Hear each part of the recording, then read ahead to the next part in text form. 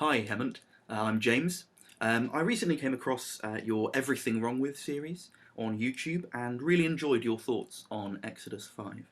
Um, I wanted to offer you a Christian's reading of the passage. I'd really love to know what you think.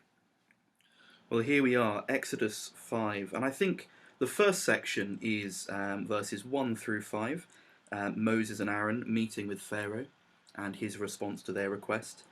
Now, immediately, I think the author's throwing at us a rather clear case of things are not going quite right. We get this conjunctive word afterward, which points us back to chapter 4, and we wonder why at first. But then when we have a look at it, we realise that 29 through 31, Moses and Aaron were with the elders. They'd heard about the Lord's concern and compassion, and then they worshipped. Now, that seems innocuous. Why is that being referred to? Well, when we look back at God's command to Moses in chapter 3 at 16 and 18, we see, go and assemble the elders of Israel. But then, the elders will listen, so we hear that in the worship. Then you're to go with the elders and to the king of Egypt. So as we hit the beginning of chapter 5, we see that Moses and Aaron are doing things their own way. It's not quite as God has planned, because only Moses and Aaron have gone off to see Pharaoh. And more than that, this is not what God tells Moses and Aaron to say to Pharaoh. We get a sense of that a little bit later. Actually, we see what God wanted them to say here in verse 3. But we'll come back to that shortly. Even before Pharaoh speaks, we're suddenly aware this isn't going quite right. And then Pharaoh comes onto the scene. This is pretty important in Hebrew narrative. It's common for the first thing a new character says to be indicative of his nature, of who he is. And what is it he says? He says, "Who is the Lord, that I should obey him and let Israel go? I do not know the Lord, and I will not let Israel go." Now, there are two ways this could be taken. One is he doesn't recognize the authority of God. And another way is he just genuinely doesn't know who the Lord is. He doesn't know who this God of Israel is. And that's entirely plausible. To not know the deity of your slave. But what's particularly interesting here is that Pharaoh sort of puts his colours on the mast when he says, "Who is the Lord that I should obey him and let Israel go? I don't know the Lord, and I will not let Israel go." So he's not saying, "Who is the Lord? There is no Lord." He's saying, this God has no claim of authority over me, and I will not concede to his authority at all. Moses and Aaron seem to want to claw things back. In verse 3, they go, maybe God's plan was the best way to go. The God of the Hebrews has met with us. Now let us take a 3-day journey into the wilderness. Now, where before they'd said, just let us go. Now they're saying, no, okay, a 3-day journey. It's just a 3-day journey, so we can sacrifice. It's not a festival, it's a sacrificial ceremony. But they add a little clause to the end here that God hadn't included. Or he may strike us with plagues or with the sword. We see at this point that Pharaoh is no longer taking the time. He's no longer interested. Indeed, we even get the emphasis. We've had Pharaoh, and then we get King of Egypt. This is he seems to retreat into his regal position here. Get back to your work, and we'll hear that over and over again in the passage. You're stopping the people from their working. He is not concerned for this religious request of Moses and Aaron. As we go on to verses 6 through 14, we get something of the same narrative twice. So we get here 6 through 9, Pharaoh telling the slave drivers and the overseers what they're to do, and then the slave drivers undertaking that work. So these sections are functionally the same words as what we get up here. You'll no longer supply the people with straw for making bricks. Let them go and gather their own straw. I will no longer give you any straw. Go and get your own straw. And then we get here in 12 down to here a sense of what it looks like for this people to live under this rule. Now, this seems a bit strange. Why would we get the same thing twice? Why, if we can't be bothered to have an introductory scene here, like you mentioned, why do we get this seemingly strange thing twice? Well, it's to emphasise and just drive home how unfair this decree is to expect people to achieve the same amount of work and to do more work on top. And it makes us wonder where this God is. You know, we started off with a divine mission to save the people, and actually it's got much worse. And as we will see as we move through the passages, we will see that it is even worse than we can comprehend. So we come to 15 through 19. Following the Israelite overseers' beating, they go and they appeal to Pharaoh. And clearly they've got the best case in the world. It's just impossible to do what you're telling us to do. It ought to convince any court, but it doesn't convince Pharaoh. Lazy is what you are. He seems solidified, he seems certain. There's no new message, it's just, you've not got any straw, but go and produce your full quota of bricks. And what we get in this chunk, which is really quite interesting, is the narrator steps into the story for a moment and tells us what to think, tells us what's going on, and that's really crucial. So here we get the Israelites' overseers realized they were in trouble when they were told, you are not to reduce the number of bricks. And this is the introduction of this word, trouble, that we'll see a handful of times in the coming verses. This is dire straits for the people, and we realise just how dire it is. I've brought 19 over here as well, so we get that word trouble as we saw. As the Israelite overseers, they come out, they see Moses and Aaron waiting for them, and what's the trouble? Well, the trouble is Moses and Aaron have put a sword in their hand to kill us.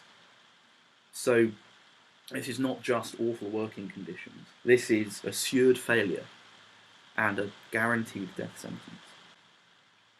Indeed, that sends Moses away to the Lord in prayer. He says, why have you brought this trouble? This is the trouble that is on show here. Why have you brought this? Is this why you sent me? It's all gone to pot since he's turned up. There doesn't seem to be much hope at all. Ever since I went to Pharaoh to speak in your name, he has brought trouble on this people. And not just he's brought trouble, you have not rescued them. There is no hope of being saved. Moses has lost all confidence in his call, back to chapter 3 levels of uncertainty in himself. All that he sees is that things have gotten so much worse. All that has happened is imminent trouble. This prayer is so full of angst and emotion and concern and hurt. You have not rescued your people at all. And then it just ends. It just stops. I think this is an example of where the chapter breaks, which were added in the 1200s, actually don't help as much as they could. They're a great way of sort of moving through the passages generally, but sometimes they're just in the wrong place. And if you look to the next half of what is chapter 6, we see the narrative continue. Chapter 6, verse 1, then the Lord said to Moses. This is a continuous narrative. He's responding to to Moses' prayer. And this offers a significant clarity to what we've seen in the previous chapter. Verse 1 tells us, now you will see what I will do to Pharaoh. So because of my mighty hand, he, Pharaoh, will let them go. Because of my mighty hand, the same phrase a couple of times, is he will drive them, the Israelites, out of his country. This is God's big plan. He has upped the ante of the circumstance. And this might feel a bit strange, and I'm sure for Moses it would have felt strange, which is why God goes on to reassure him with much of the same promises he made in chapter 3. Just look. God also said to Moses, I am the Lord. I appeared to Abraham. This is the God of his ancestors, as God Almighty. But something's new. I've given my Lord my name to you. I've given my name to you. This is staggering. I am continuing my covenant works here. This is what he's pointing to.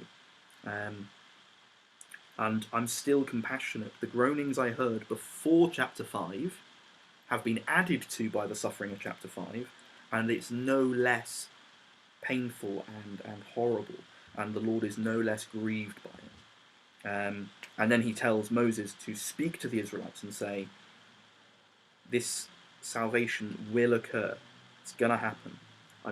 I will free you from being slaves. I will redeem you with an outstretched arm and with mighty acts of judgment. This verse 7 here, I will take you as my own people and I will be your God. This is a really intimate promise that the God is making here in this passage.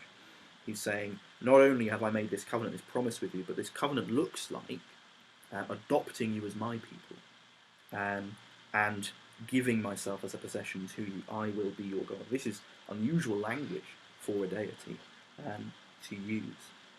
Then you will know I'm the Lord your God who brought you out. So this seems to be part of the motive, the purpose of what's going on in this scene here. Then you will know I'm the Lord your God who brought you out from under the yoke of the Egyptians. As we move through the Old Testament, there are countless references that God makes to look back to Egypt, look back to what I did then, and trust me now. When we then move on to the last little bit of this section, we see Moses responds. He's encouraged by what God has said, and he reports to the Israelites, but in their discouragement, they don't listen. They don't listen to the Lord. The Lord tells Moses to go and tell Pharaoh to let the Israelites out, and now Moses is discouraged. If the Israelites won't listen, why would Pharaoh? The section ends with Israel still afraid and untrusting, God commissioning Moses to Pharaoh again, and Moses once again unnerved.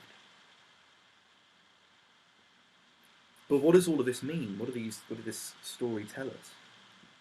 Well, in this story we see that this unknown God of a family of slaves claims that he'll overcome an insurmountable evil, even though his people are too discouraged to trust him or his fumbling servant.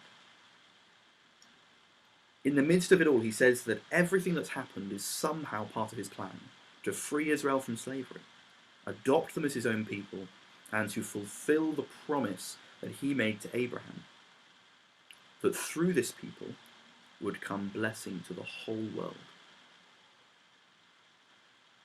In the New Testament, God's servant, the Apostle Paul, says that God acted in a similar way when he came into the world in Jesus Christ. In Romans chapter 5, verses 6 through 11, Paul describes God's work as, whilst we were still sinners, Christ died for us. God took on the greatest evil, death and sin, while his people were as far from him as they could be.